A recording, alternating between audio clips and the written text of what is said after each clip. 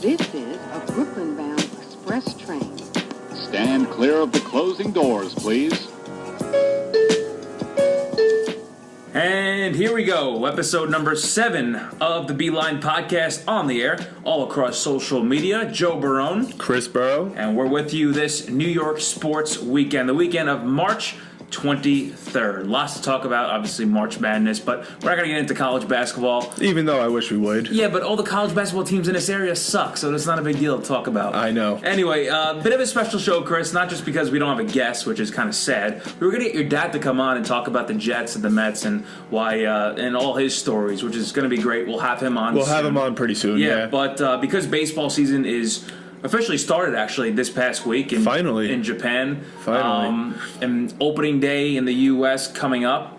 It's the best time of the year, Joe. Yeah, best time of the year. You know, summer's right around the corner. I can't wait. I know. Cannot wait to stop freezing my ass off. Because I know. it is just, I'm over it. I'm over it. How do you think I feel where I work? Every time it snows, you got to go in. Yep. When baseball season rolls around, you stop worrying about that. Exactly. So we're going to talk about a show today where we're going to preview this upcoming 2019 baseball season. And then, if you've been keeping up with the polls on our Facebook page at the Beeline Podcast, we hope you follow it and Definitely like it hope you do by follow now. it, yeah. We only recommend you to follow it every episode. Yeah, the last 7 episodes, or 6 episodes rather. We'll be picking our most miserable fan base of New York. And there's a lot. There's a lot, Yep. obviously, and you saw that in the polls, Chris. I mean, Yeah. there were so many people. We got great amount of turnout for the votes. Yeah, thank you for all the people that voted. We really appreciate it. Yeah, and then later on, what we're gonna do is we're gonna have this is the Feeble Four now. Okay, the Buffalo Sabres, the New York Knicks, the New York Jets, and the New York Mets. All franchises that just have poor track records, and we'll have a fan from each of those teams call in and explain why they think their fan base has been through more misery than the others. This will be very interesting. Very interesting. They're gonna have to try to convince us, and we're not that easy to convince. No. But before we get started with the MLB predictions, Chris, this past week, Ichiro retired in Japan with the Mariners. I think that was nice. The fact that they played in Japan, he played there for many years. His fans got the chance to watch him one final time. But we had a little bit of a gripe with this because the game was so damn early. Well, yeah, Joe. I feel like it was great also, like you said. But you got to remember a lot of the country was having trouble watching it because 5:30 in the morning, little kids aren't watching that game. No. And we got into that discussion last time, and that's what the game's changing into, a younger person's sport. And if they really want to change it into a younger person's sport, they should have put it on at least 9 o'clock, right. 10 o'clock, so a younger crowd can watch the game. Sure. Exactly. No, it's the truth, and I understand that completely. And speaking of the younger generation, younger generations tend to play sports during the summer, including wiffle ball and baseball. And Ichiro, in my opinion, was one of the guys that people looked up to as far as replicating his batting stance. And we got into discussion, actually, I think on episode 2, I think it was, with your brother. Yeah, probably, yeah. I think so, because he was telling us about how he used to replicate Ken Griffey's stance in playing wiffle ball and all that. Ichiro was one of those players where, you extended the bat just like him, or a little drag bunt down the line, or you slapped it over the guy's head over at first base, or it was something like that where you look at Ichiro and you remember him not only because of his batting stance, but just because of what an iconic player he was. What were some of the guys that you kind of did when you played wiffle ball? Well, it's funny that you said Ichiro. My friends and I used to play wiffle ball in our backyard all the time, and it's funny because one time I switched to batting lefty, and one of my friends was like, "What are you doing?" And I'm like, "Oh, I'm acting like Ichiro." Yeah. And I laid down a drag bunt. You can't do that. And they go, "That's not legal. We don't play like that." It's like, I'm trying to be Ichiro. You know me. I'm just trying to replicate people. Right, exactly. But who did you replicate? I think everybody kind of did this with Gary Sheffield, trying to extend the bat, shake the bat a little bit, I did sometimes like Moises Alou and Craig Counsell, but one of the guys that I really did was David Wright. And I kind of am biased because David Wright was my favorite ball player growing up. So I tried to have the whole even stance with the the bat knob right by my chest, my back elbow shaking a little bit up and down, look at him with the eye black, look at the picture. Kid shot. Yeah, well, that was a thing. That was me growing up. I always loved David Wright, and I wanted to be like him, so that's why. Well, yeah, you're a Met fan. He was the face of the Mets franchise for a while. Yeah, exactly. But who do you think people look up to now? Oh, for the young generations? Yeah. That's an interesting question you bring up because, when we were growing up, it was the Piazzas, the Griffeys, the, players like that, Matsui, Ichiro. Now, I guess you would have to say, what, Trout, Harper. I agree with that. Judge, yeah. Stanton. Stanton. It's a lot of the, like you said, the All-Stars. Bregman's probably even in there. Bregman's going to get very popular very soon because of his social media presence. And we talked about that with Diana, actually. Yeah, we did. Earlier episode with social media presence. But I think that's, you'll see that kind of trend moving up because kids that now, doesn't matter what age you are, they have social media. So if they follow players with a huge social media presence, Yankees, like a Bregman, like an Aaron Judge, like a Bryce Harper, maybe Mike Trout is getting up there in social media too. He needs to do a little bit more though. Yeah. I think kids are just going to be replicating their stances all over the place. Yeah, they are, and that's the best part about sports. We discussed that one week, 2 weeks ago, 3 weeks ago, yeah. And it's a younger generation. Yeah. So, all right, so let's get started with the MLB predictions. Let's stop dilly-dallying. MLB predictions, I want to start with the defending champions in their division. AL East is going to be one heck of a division this year. Let's hear them. Who's your first through fifth place? So my first place is the Yankees. Okay. I like the Yankees this year. They have a lot of depth. They have Judge. They have a good lineup actually. They have Judge, Stanton, Bird, or Voit. Yeah. Whoever wins the battle. I like the Gio Gonzalez signing a lot until Sevy gets back. I feel like he can hold place for him. Yeah. Second place, Red Sox. Obviously with Benintendi, Betts. They'll always be there. The pitching rotation with Sale and Price. That top four of the lineup is just so good. Yeah, J.D. Martinez. It all depends if Price can perform up to his all-star level. They could give the Yankees a run. Right. But he hasn't done that in the past years. The Rays... He did last year, though. Yeah, but I don't see it happening back-to-back years. Okay. The Rays surprised a lot of people last year. And He wins. I like Snell a lot. I don't think they have the batting order to compete, but I think they could scare people in the AL. The Blue Jays, same Rays, Galvez. A few years, I'll give them. Then Baltimore, they're rebuilding stage. Yeah, they are rebuilding. Sorry, Corey. Yes. Is Corey your friend? Yeah, he's Orioles fan? he's an Orioles fan. Oh, sorry to hear that. Anyway, no, I have to agree with you there. I think the Yankees, with their deep lineup, underrated rotation, they'll finish in first place. I think Paxton is going to have one heck of a year. He was so good for Seattle last year. I think he's going to do the same thing. I think Tanaka is going to be solid this year, and I think Jay Happ is going to be really good. The one question, though, Gio Gonzalez. Can he be that good depth signing for them, especially when Sevy comes back? I think he can be because he does have good career numbers against the Red Sox, the Orioles, the Rays, the Blue Jays, that division in particular. So Yankees going to be fun to watch this year. I think they're going to, I'm not sure about the 100 wins again, but they'll get at least 93 to 95 wins. Yeah, I agree. I can agree with that. But I also have to say the Red Sox are going to be solid. Their lineup, their top four, like you said, one of the best, if not the best in all of baseball with Betts, Benintendi, Bogarts, and Martinez. Those four are just fantastic ball players. Their pitching rotation, like you said, if Price stays healthy, if he stays like the way he can be, I think the Red Sox will be fine there. But their bullpen, they lost some guys. I'm concerned about that. The Rays, however, got 90 wins this year. They're made of nobodies. They have Blake Snell, okay, but they have a bunch of nobodies on the team. Who they have last year? Well, it's the same thing. Oh, I'm saying. At the same time, though, I think they can do this, maybe at least compete for a playoff spot. So we'll see about that. But then the same thing with the Blue Jays and Orioles. I think they're just complete disasters in the AL East. All right, sad. Let's get to your AL Central now. Let's hear what you have to say about them. This team could be, this division could be really scary, but Really? I think so. No, I don't like this division at all. All right. Let's hear you. First, I like the Indians. Obviously, you have Lindor, Jose Ramirez, Carlos Santana. How can you pick against them, especially with Kluber? Yeah. And Carrasco, I know he's injury prone. Carrasco needs to stay healthy. Yeah. Show me a healthy year of Carrasco, and then I'll actually believe that the Indians will go a little bit further. Then second, I got the Twins. Not really gonna make any noise, but wouldn't be surprised if they surprise people. Wouldn't be surprised if they surprise people. Nice. I wouldn't. You gotta do. No, I'm just saying the way you said it. Wouldn't be surprised if they surprise people. Oh yeah, Okay, I guess. so, yeah. The White Sox. Obviously, everybody knows they missed out on Manny Machado.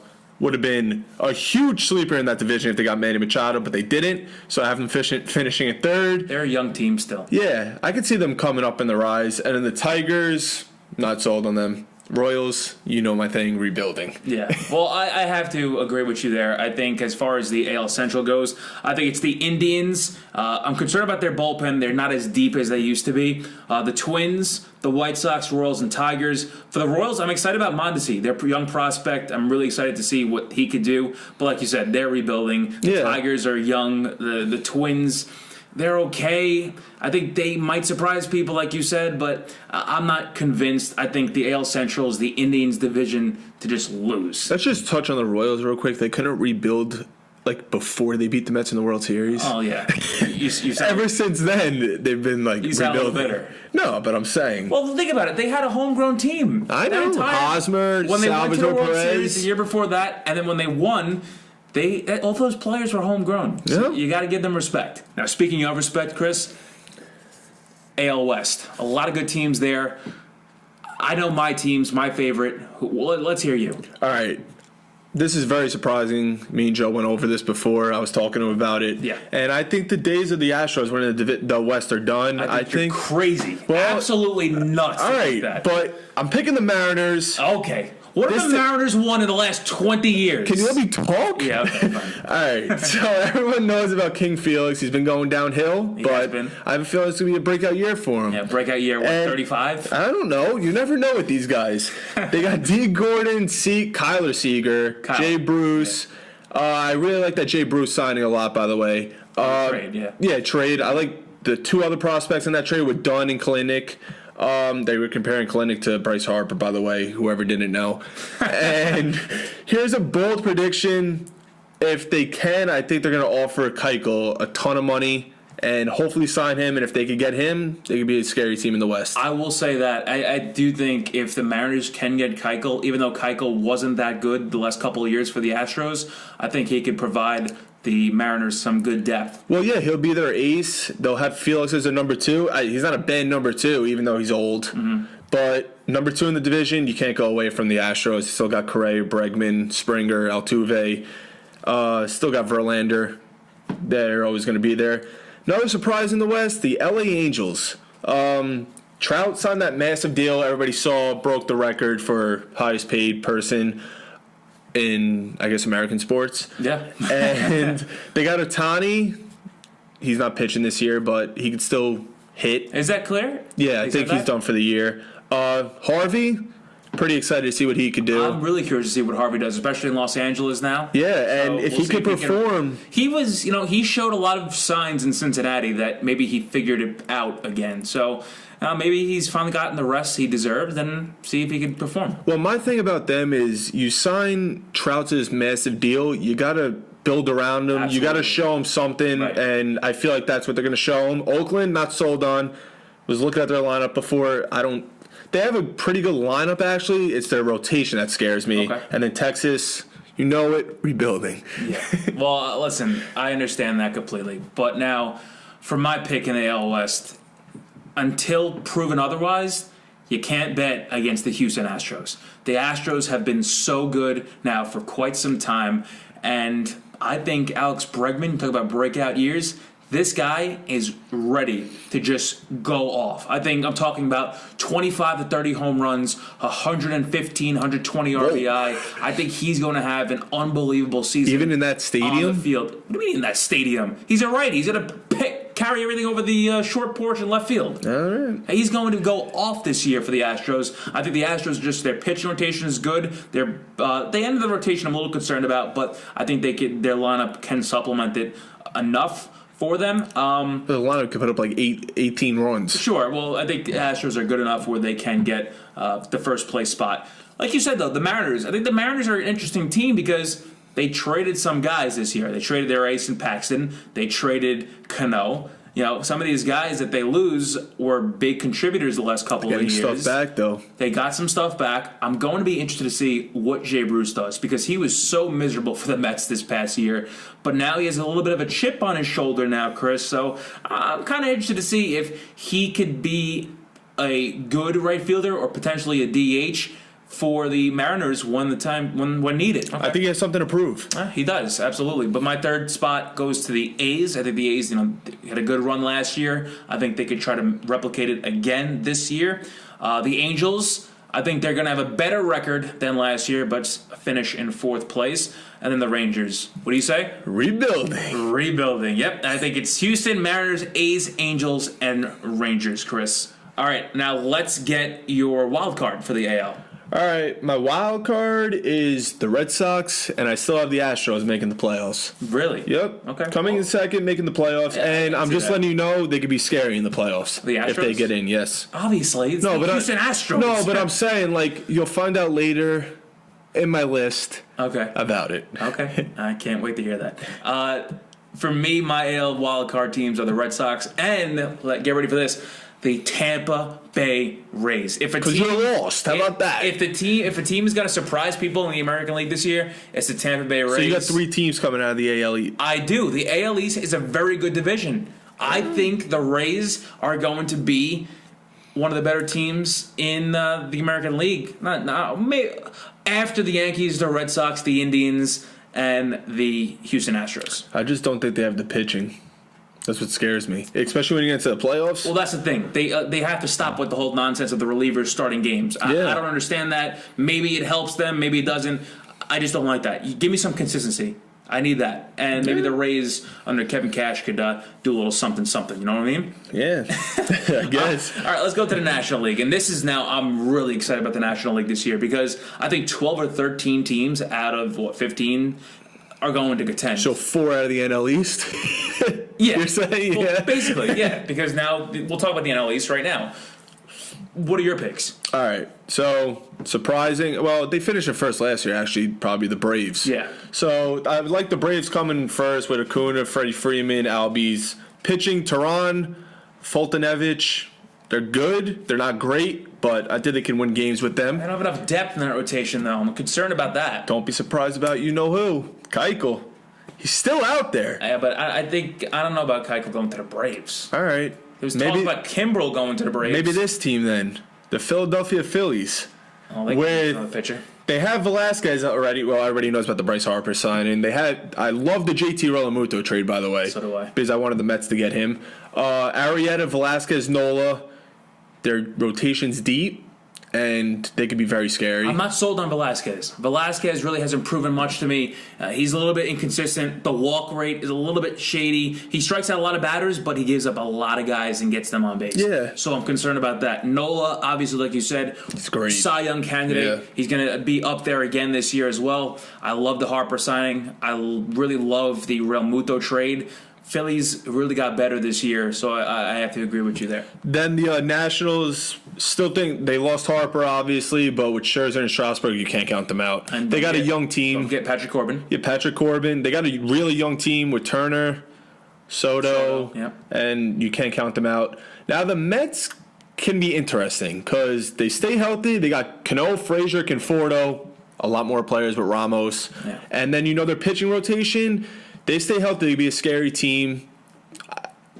I don't know really where to put them because you're trying not to be biased, but at the same time, and at the same time, think that they got better. But they got better. But every time I praise them, they let me down. So I'm just gonna keep them down in 4th. And then the Marlins are going back to rebuilding. Yeah, right. Okay. So my NL East picks: you got the Nationals in first place. I really like their top 3 in their rotation. I think if their lineup stays healthy, especially Adam Eaton, I think they could be the top team in the NL East again. The Mets in my second place team. Why? You have DeGrom, Syndergaard, Wheeler healthy. Vargas, I'm not sold on him at all. Oh, my God. I'm not sold on him at all. Their pitching rotation, though, needs a little bit more depth. So I wanted them to go out and get a guy like Keuchel just so they can extend the depth a little bit, or Gio Gonzalez. You want to know something, though? The Mets there. No, yeah, they did. And what? I like the Diaz trade for the bullpen. Oh, absolutely. And then the Familia signing because they needed, Mets bullpen is going to be good this year. They have some pieces there. Gazelman and Lugo are going to be really good. A young guy right now, Kyle Dowdy. Oh, yeah. The Rule 5 pick. That's going to be interesting to see because he pitched well again this weekend for the Mets in spring training. So let's see what he does this year. I think the Mets lineup so much better now that you have Wilson Ramos in there. You have Conforto, who's going to be unbelievable this year. I think he's going to have a breakout year for the Mets. Really have to be honest there. Cano still could hit. I think Nimmo's going to be good at the top of the order. I think Rosario could be solid.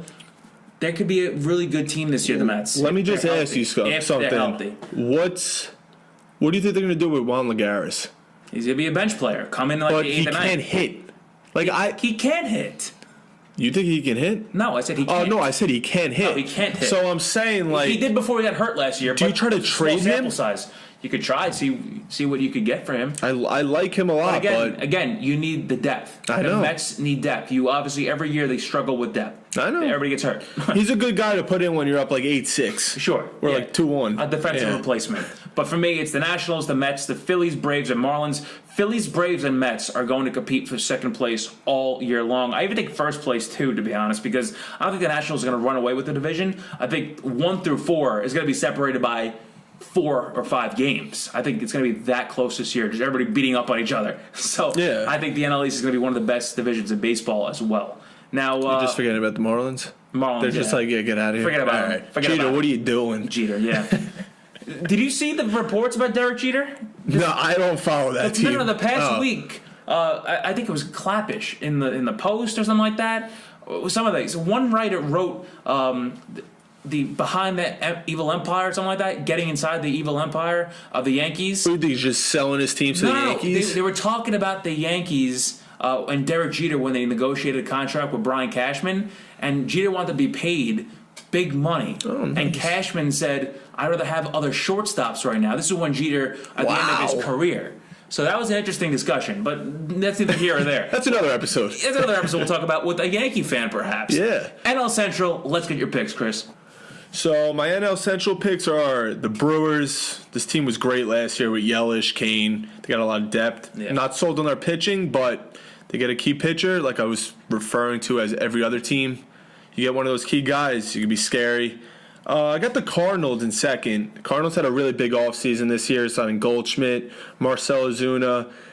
They're always there. Yeah. They're Cardinals a team that's always there. Yep. Amazing. Next team's the Reds. Joe and I were talking about this before. I don't think this team can make a run this year, maybe next year. I think in the future. The Cubs, interesting team that lost a lot in the offseason. And well, I don't know about it lost a lot, but they didn't get better. They just stayed the same. Exactly. That's why I see them finishing in fourth. And then the Pirates, they were a fluke last year, in my opinion, and I don't see them competing in this division because it's too strong. Yeah.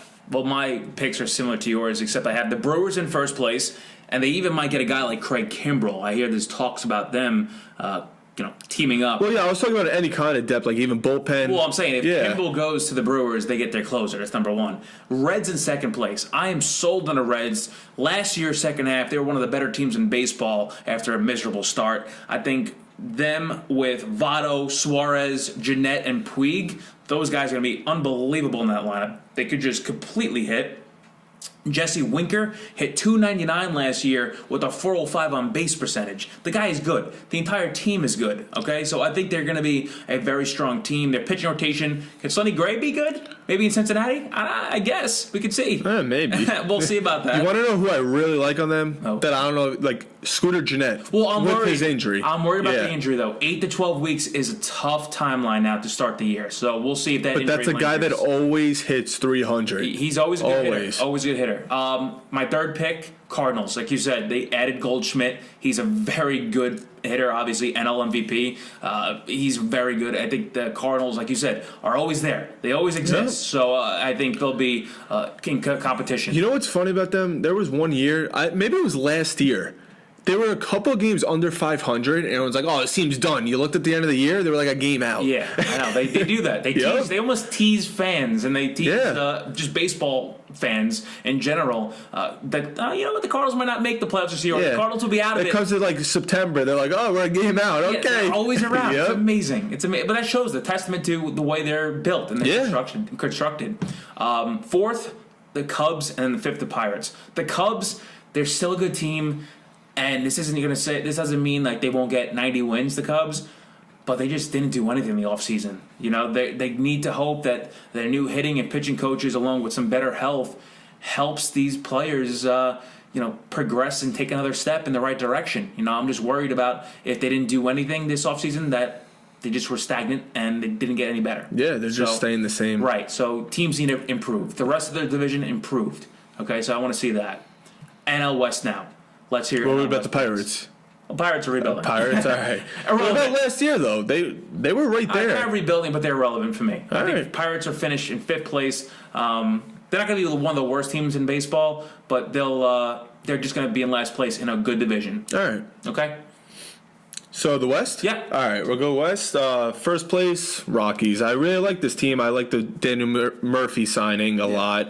Them locking up Nolan Arenado. Huge. Basically saying to him, like, we want to win with you. Right. So I like that signing a lot. Charlie Blackmon, another guy, always hits 300. Yeah. Trevor Story.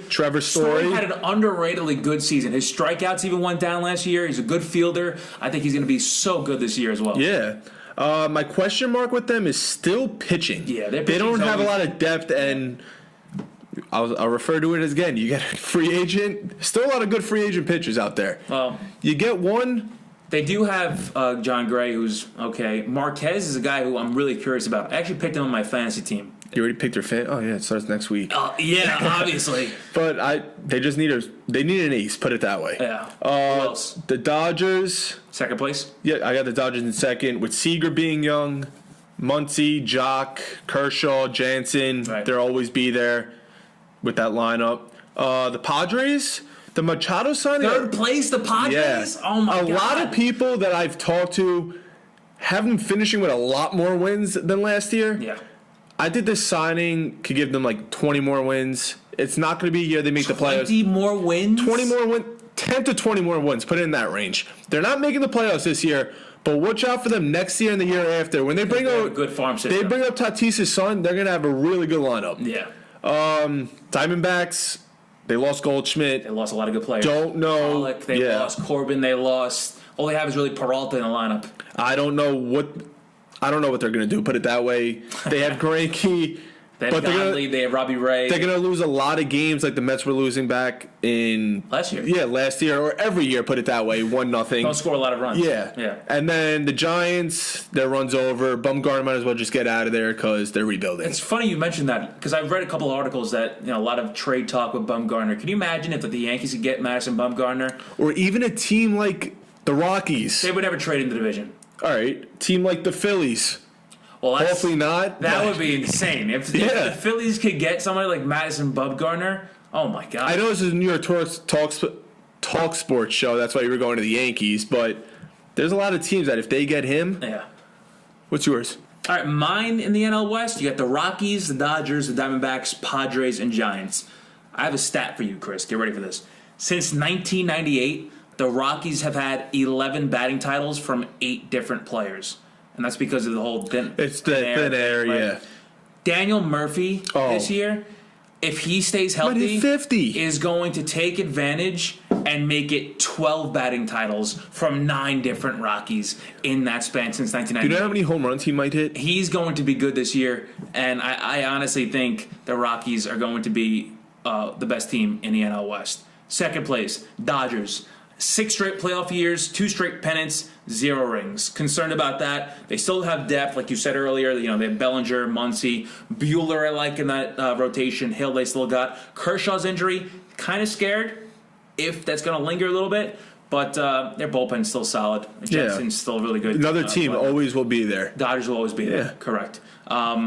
Giants, irrelevant. Padres, they'll be better. You got the Giants finishing in 3rd? No, last. Irrelevant. All right. Padres 4th, and then Diamondbacks in 3rd. I like Diamondbacks' rotation as far as Greinke, Godley, and Robbie Ray go. Peralta I like, just not good enough. Won up the games. That's what's going to happen to them. Yeah. We're 2-1. Yeah. So let's talk about the playoffs really fast. AL wild card and then the NL wild card. No, we mentioned the AL wild card actually. Yeah. Sorry, NL wild card. All right. Yeah, I know you're not going to like this one, but the Phillies and Cardinals. Phillies and Cardinals. Okay, Yeah. Cardinals are a team like you said going to be around. I could see it. Yeah. My NL wild card teams because I picked the Rockies in the West. I have to go the Dodgers in the wild card and the Mets. Not just because I'm a Mets fan. No, I know. You think they're going to be really good this year. I think the Mets really got better. I think Ramos just helps the Mets entirely, especially behind the plate. If he's healthy, I think Cano helps them. I think they're going to have a breakout year from Conforto. And, if Lowry comes back, I think he's good at third base and off the bench. See, I actually heard a report that he's not going to be ready. Out for a while. And that's what's scaring me is that I don't want to be too high on them. Yeah. Because whenever I'm too high on them, they let me down. So I'm just pitching them. Listen, cautiously optimistic. I get it completely. You learned that. Yeah, and so my picks in the wild card: Red Sox, Rays, Mets, Dodgers. Yours were Cardinals, Dodgers. Cardinals, Phillies, Red Sox, Astros. Let's talk World Series. Who's your World Series pick? All right. So my World Series pick, you got the Yankees against the Brewers. Wow. And who do you got winning? See, I hate picking the World Series. And it's so easy to jump on the Yankee bandwagon because they're just such a good team. Because I guess we're a New York sports show, we'll go with the Yankees. Just for the hell of it. All right. Just for the hell of it. That makes my World Series picks look a little. Do I think the Yankees are doing the World Series? I don't. But just for the heck of it, I'll say it. I think the Yankees against the Brewers in the World Series, and I'll pick the Yankees. All right, mine is the Astros and Brewers. I did the Astros. I'm sold on the Astros. I'm sold on the Mariners. Didn't know who to pick. I guess we're both sold on the Brewers. Yeah. That means the Brewers are going to have a crap season. Yeah, probably. Hopefully not, because I picked them to win the World Series. So. Yes. Oh, okay. Got it. But the Astros, I think they're going to make a big move, come closer to the playoffs, and that's what I think is going to get them over the top. Yeah. Well, I think that's going to put a nice bow around this baseball season prediction segment, Chris. Yeah, I think it will. I think there's a lot of good teams. I think it's going to be a fun baseball year, especially if you're a Mets fan. If you're a Yankees fan, you're going to love it. If you're listening to me, but if you're listening to Chris, and you're a miserable Mets fan. Well, like I said, I don't want to get too high on them. It's just going to be a very stressful year because the Mets can win 90 games and still not get in. So it's going to come down to the last. Hopefully, it comes down to the last day. They're not out of it by like September. Oh, well, August, I guess, because September is like, all right, if you're still playing, you're probably going to make the playoffs. Absolutely, yeah. So we'll see. I just don't want to be too high on them. I get it. So speaking of miserable Mets fans, I think it's a good segue to get into our next segment on the Beeline podcast. We're not taking the express line today because we don't have a guest. Wow. So we're going to do something together, and we're going to get our callers involved as well. Okay? It's now time for, it's March Madness and bracket season. Yeah. We set up something on the Facebook page. Again, if you're not following, what are you doing? Well, yeah, we only say it every episode. Yeah. So obviously you're not listening. Right, so I don't know what you're doing. Anyway, let's talk about this for a second. We posted polls on Facebook. Most miserable New York fan bases. Okay? And we set up multiple polls, and we got votes, and we got a good turnout for all we really did, of these fans and fan bases. Now, the first poll was the Bills fan base against the Giants fan base. So which fan base has been through more misery? The Giants last title 2012, but they've also been going through a lot of crap the last couple of years. We've been going over it for the last 2 episodes. Yeah, the Bills, they never won a Super Bowl, and they lost 4 straight in the 90s. Fans voted, and 90% of them against the Bills picked the Bills. Now the next one will hit the rink, and the fan base that was through the most misery between the Islanders and the Devils. The Islanders' last title 1983, of course, when they won the 4 straight cups. Devils' last title 03. Fans picked the Islanders with 79% of the vote. Now the Rangers and the Sabres. Interesting because the Rangers haven't won a title since 94. Sabres never won the cup. They lost in 75 and 1999, and the fans voted 65%. The Sabres. The Buffalo Sabres won that, the fan base at least. Rangers also, their fans have seen a lot of winning the last few years as well. Yeah. So they haven't been bad, I guess, our lifetime. Right, exactly. So now we'll go to the hardwood. Knicks versus the Nets. This one would be interesting. This one was a resounding. Was that 0%? 100% of the voters believed the Knicks fan base. Dysfunctional franchise. One of the most miserable fan bases in New York. So that they move on to the, what did I call it last time? The sickening 6. Okay? So then the Jets against the New York Liberty. The Jets haven't won a title since 1969. The Liberty have never won a WNBA title. They lost 4 Who watches in the their WNBA? history. Hey, I understand that, but you know what? They got fans, and they're a New York area team. They play in the middle of the day during the week. So 83% of the voters picked the Jets. And also... the next one was the Mets against the New York Red Bulls. Really popular soccer, actually. They have a really good fan base. Mets last title in 1986. Red Bulls never won an MLS title. They lost in '08. 100% picked the Mets. Wow. And 20 votes, actually. They got 20 votes more than a Knicks vote, so that means the Mets move on to the Feeble Four of the standings. And then finally, I'm not sure if people understood this one. Yankees against the NYCFC. NYCFC soccer team came to existence, I believe, in 2015. So people might have not understood that maybe their fan base wasn't really miserable. Yeah. They picked the Yankees. 67% of the vote said the Yankee fans are miserable. I'm not sure why, but anyway. So now, Well, in the last few years, they probably have been. Because I feel like, not miserable, but they're mad, I guess. yeah. Because the last few years, they were talking about going to the World Series. They were hyping the Yankees up a lot. Okay, but they're not miserable, though. No, I'm seeing a winning team. No, I'm not saying miserable. I said pretty mad, I guess you could say. All right. Or pissed. So in the sickening six, the Sabres fans outlasted the Islanders fans. The Jets fans outlasted the Bills fans.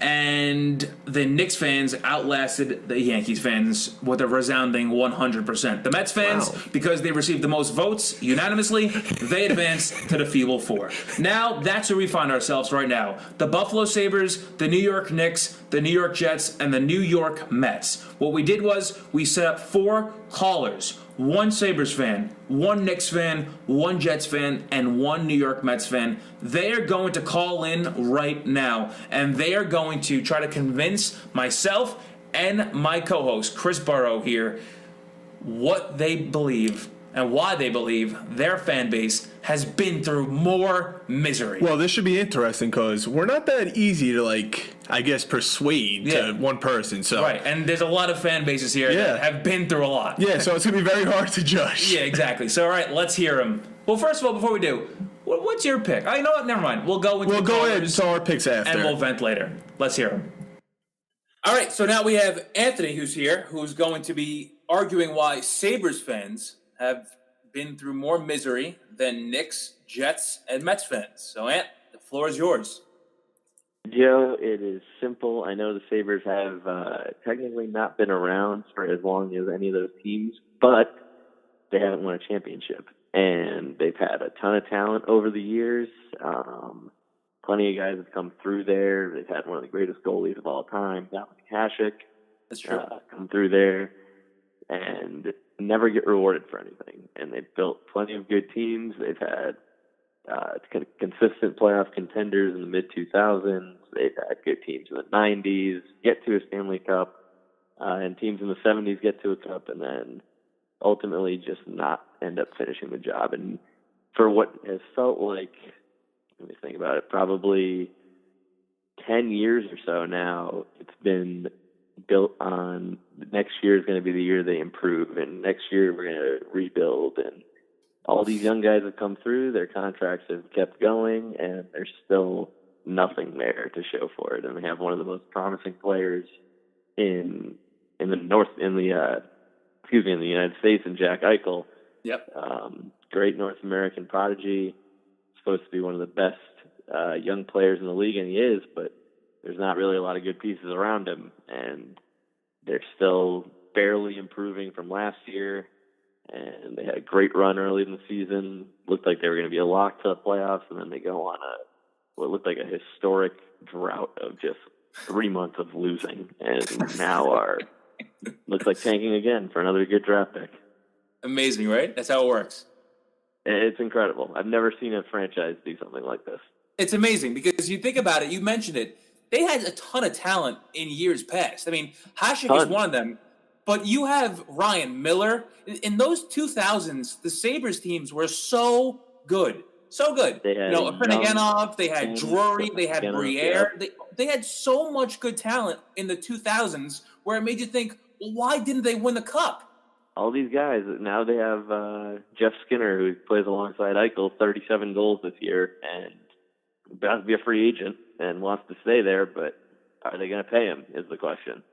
All right.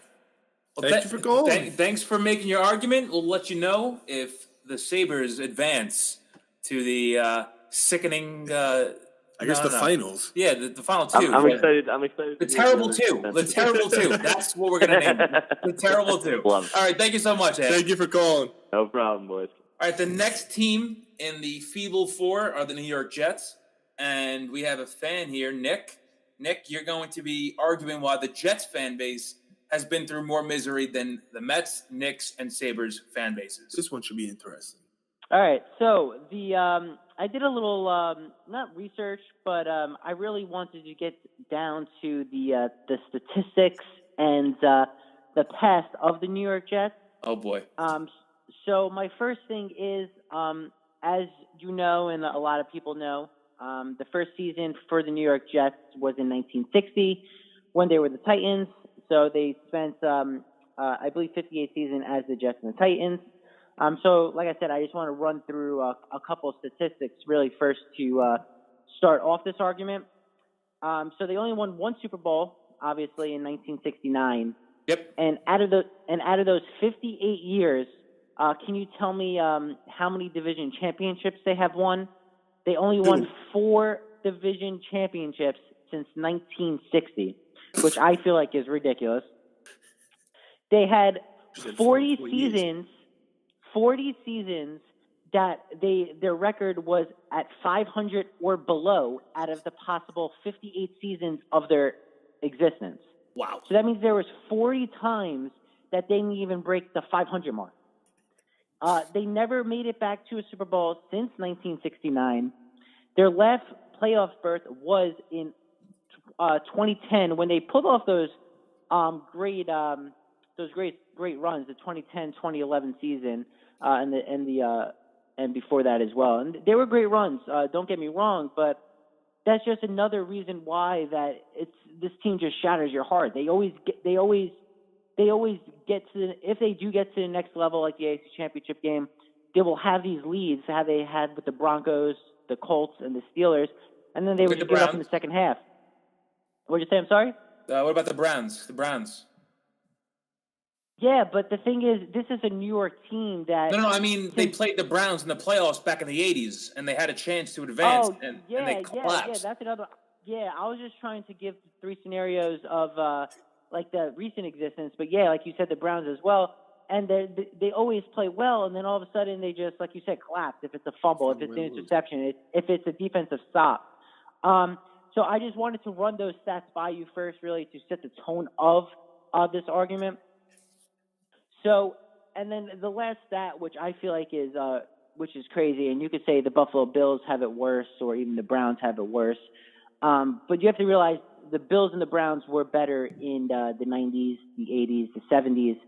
But since 1968, the Jets only made the playoffs 13 times out of those years.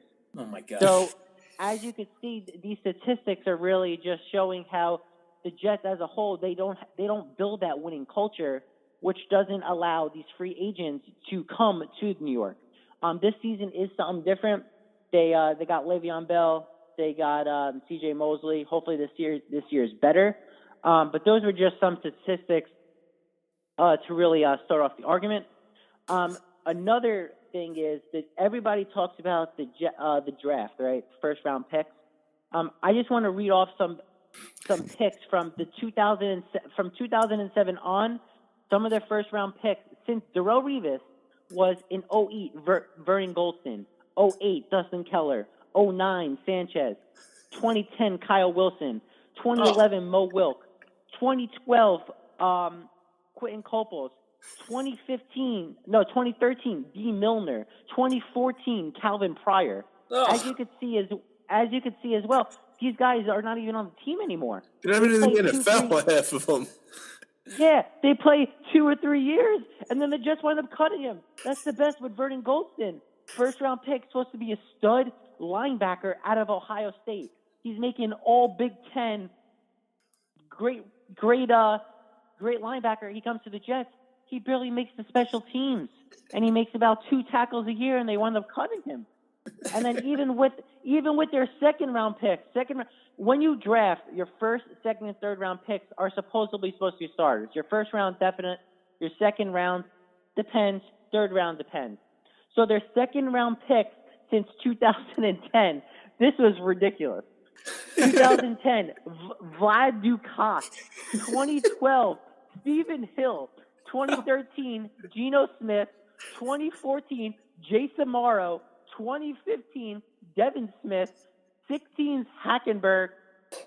And 2017, they finally got May, which hopefully this makes it in the right direction of their second-round pick. But from 2010 to I can't stay 2016, healthy.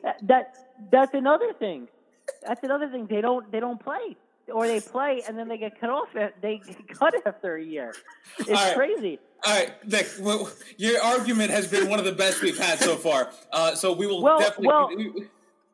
Well, the last thing that I just want to tell you right now is when the Jets were on, like in the 90s, in the late 90s, they had Bill Parcells. Right. You know, they had Vinny Testaverde. They made that AFC Championship against Denver. Bill Parcells said, hey, like, I don't want to coach anymore. I'm going to give the reign over to Bill Belichick. You know, nobody knew Bill Belichick back then. So he steps in. After a day, he goes, I don't want to coach the Jets. Right? So he goes, leaves I to the resign Browns. as HC of the NYJ on a napkin. Yep. But then he wound up going to the Patriots, and then he never looks back. The Jets haven't been on the Patriots' back since then. And he just shatters our heart every year. It's impossible to beat the Patriots. And hopefully, eventually, they can. But it's just ridiculous how they had this great coach, this great defensive mind, and they let him walk. And, like, granted, they didn't let him walk. He wanted to leave. But that just shows how much of a misery team and franchise they are, that a coach said they didn't want to coach with them or coach for them, goes to the division rival, and the rest is history. Well, Nick, thank you so much for that. Thank you for calling. That was a great call. We'll let you know if the Jets advance to the, what is it, the Terrible Two? The Terrible Two. The Terrible Two. All right, we'll talk to you later. Okay, so our caller now from the New York Knicks fan base, we have Derek. Derek, let's hear your argument why the Knicks fan base has been through more misery than the Jets, Mets, and Sabres. All right, let's start with the fact that they have not won a championship in 49 years. So that alone is already a tough thing for any fan base to go to. Just the last 20 years alone, though, we'll look at that they haven't made it out of the first round of the playoffs in that 20-year span. Oh. And they haven't been to the postseason in 6 years. So, I mean, it's just really, I can imagine it's just brutal to be a Knicks fan. And especially the ticket prices are never low because they're Madison Square Garden. So you try to go to the games and you can't even afford to go to the games. And the product stinks. That's good. So, yeah. I mean, it's just, and then to top it off, we have stars that they talk about all the time. Oh, LeBron James is going to come here in 2010. No, he's not coming. Oh, Kevin Durant's going to come here in 2014 or 15. Oh, he's not coming too. Now this year they're saying, oh, Kevin Durant, Kyrie Irving, they're going to come here. No, we all know that they're not coming here.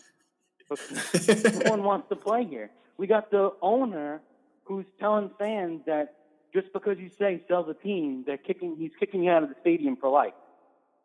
So, I mean, what's worse than being a Knicks fan? It's just from the owner on down, and then the fact they don't win. So it's just brutal. Yeah, well, Derek sounds like he's crying right now. I'm almost there too. Listen, I understand you made good points, Derek. The ticket prices is a really interesting thing that I didn't consider.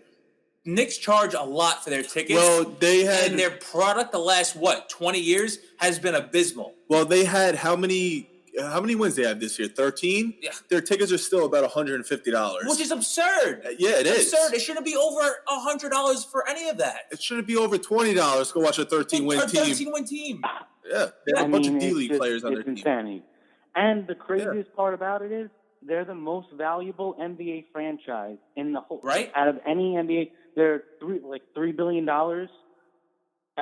It's just crazy how a team that stinks this much can be so valuable.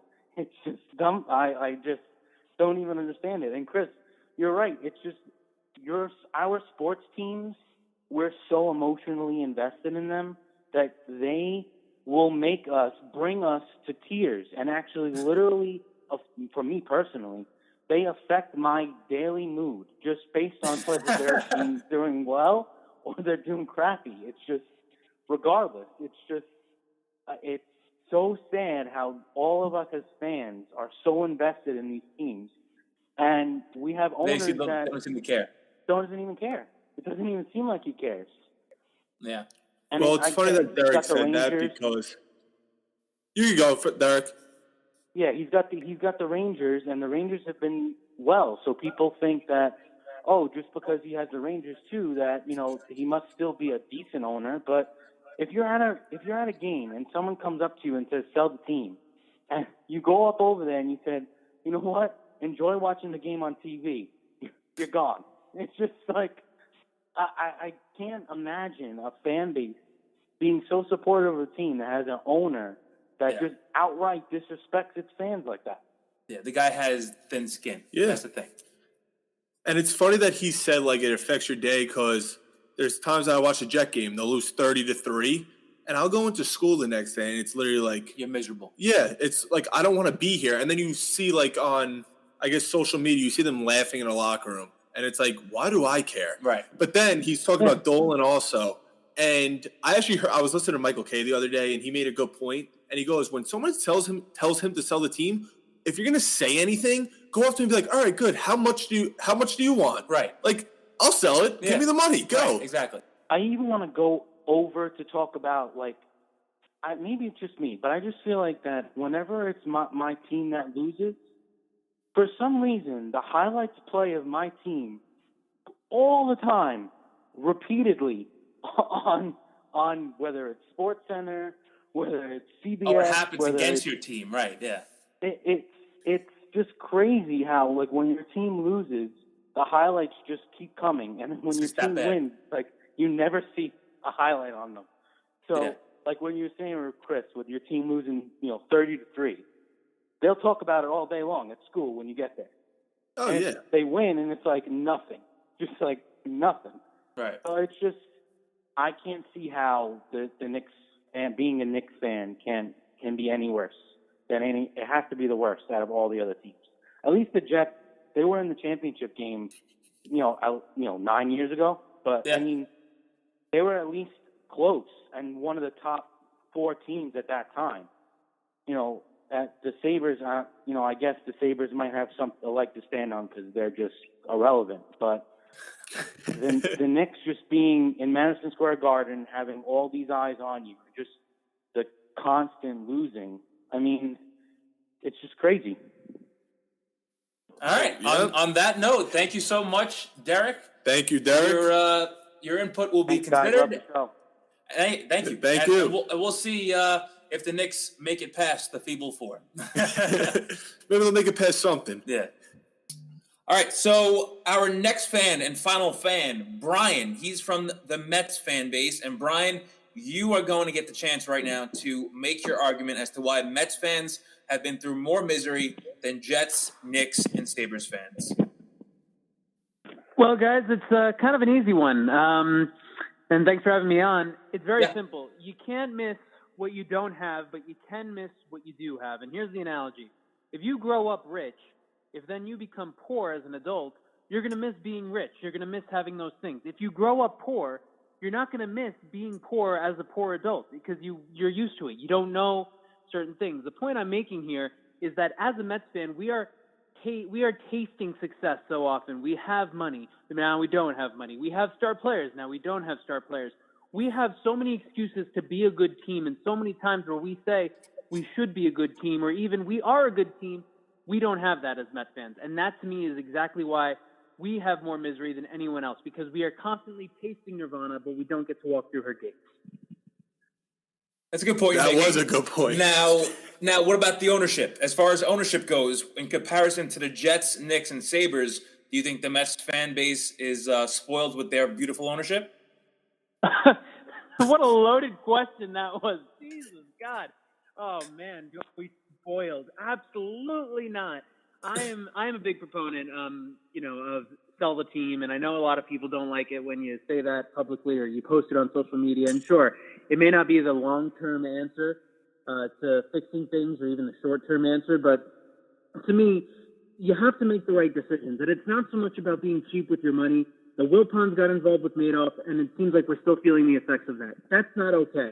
If you have David Wright getting a lot of insurance money from his contract, Yoenis Cespedes getting a lot of insurance money from his contract, if you're not openly saying we are going to reinvest that into the team, that to me then says the issue is not with, oh, we don't have enough money. It's that we're being greedy.